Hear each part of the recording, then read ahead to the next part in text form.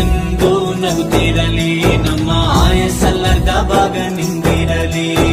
ಮನಸ ಜಾತಿಗೆಂದು ನೋವ ಕಳೆಯಲೆಂದು ಧರೆಗೆ ಇಳಿದಿರೋ ಮಾಧವ, ನೀನು ಹರಸಿದರೆ ಮಳೆ ಬೆಳೆಯ ಕೊಡುವಳು ಈಳೆ.